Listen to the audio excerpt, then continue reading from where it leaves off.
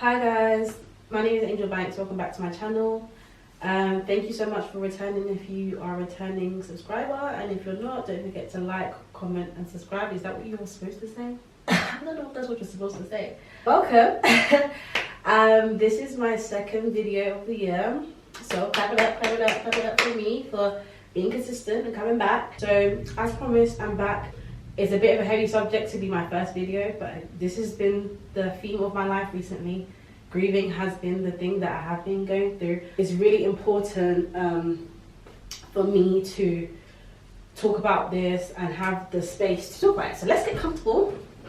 And yeah, let me kind of get into some things. So to begin with, I really wanted to talk about like ways you can support people who are grieving, because I feel like that's something that's really hard for most people to kind of gauge, or it's kind of hard for people to kind of understand how to help people who are going through things. So I feel like a way to help someone who's going through something is just being present.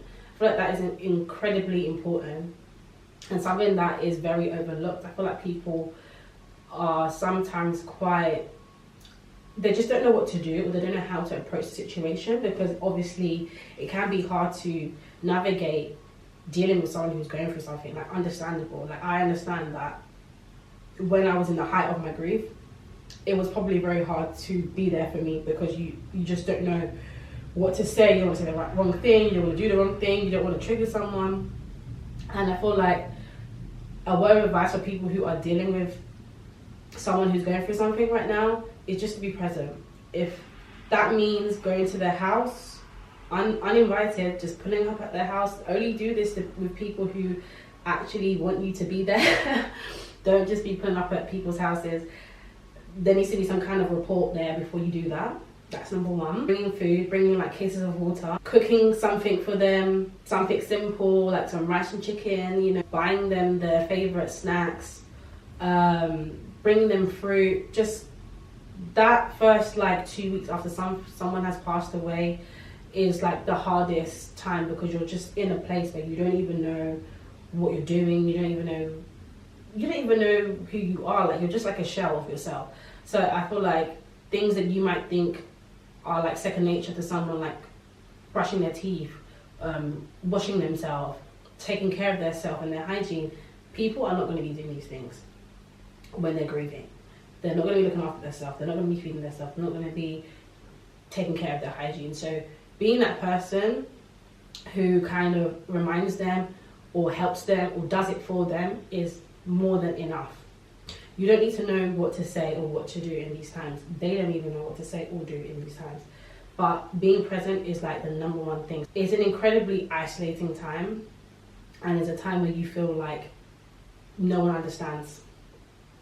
No one understands you.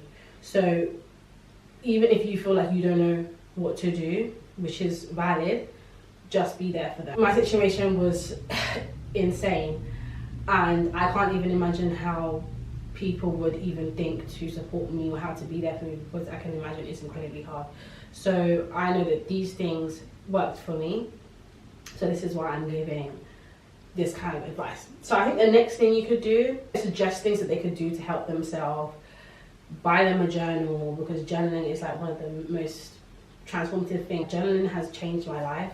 Like, being able to sit down and write my thoughts and like just delve into my most deepest, darkest feelings has helped me navigate my grief journey. So I feel like that's something that would be really helpful as a gift that you could give someone, is definitely a journal. And I'm actually working on some journals, some guided journals, so watch out for that. Extremely excited to bring these out, because like I said, that is like, after just being present, journaling is like the number 1 or 2 thing that helps me with my grief. Is just being able to sit and write and have like open space for myself to kind of express how I feel. One thing you're gonna do when you're grieving is overthink and be in your head and try to isolate. Try to create distraction for them, invite them out. Don't just be like, oh, I know they're going through something, I'm not going to invite them somewhere because they're probably not going to go, they're probably going to say no.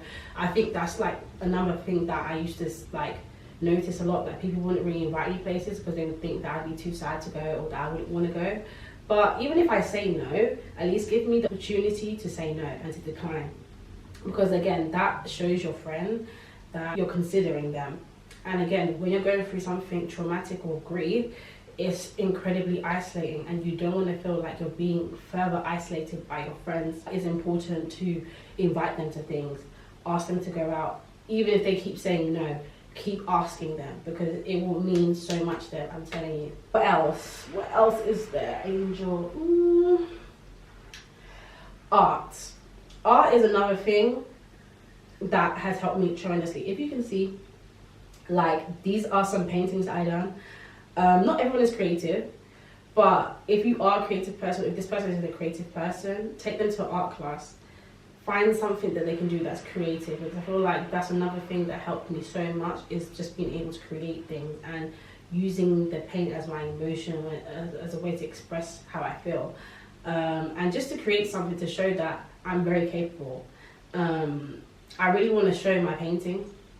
I will show them, maybe not in this video, but that's something that at that time that it takes to sit down and paint is transformative. Like, it allows you to just shut off for a bit and to actually create something that you're proud of, and that I don't know, like, just painting is something that is so beautiful. So if you could suggest anything for someone who's going through something, I would say painting, textiles, like sewing, knitting, anything that involves you to like use your hands and to do things. That is something that is so profound when it comes to a healing journey. What I really think is important is for people to just deal with things the way they want to deal with them.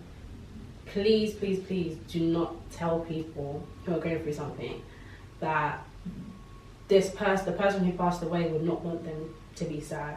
The person that passed away would not want them to be doing this or to be doing that.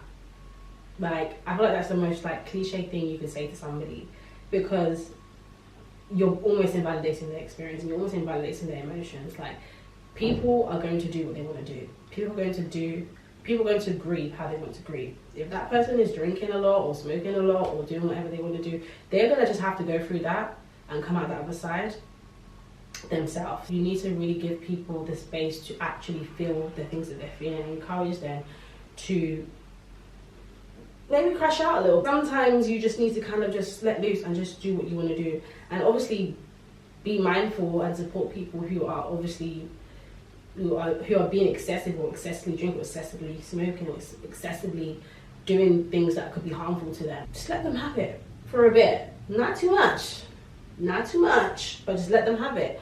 But be there for them. And I feel like, again, just going back to my point about just being present is the best thing when it comes to grief. Thank you so much for tuning in. It means so much to me. Leave a comment, a like, and yeah, I'll be back again with another video next week.